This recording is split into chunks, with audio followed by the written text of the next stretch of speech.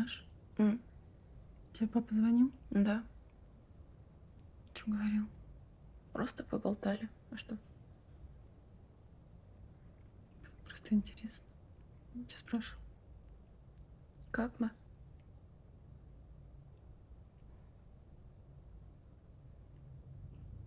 И что ты?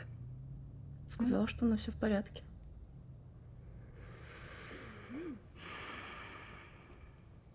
Спросила, как у него там дела тоже.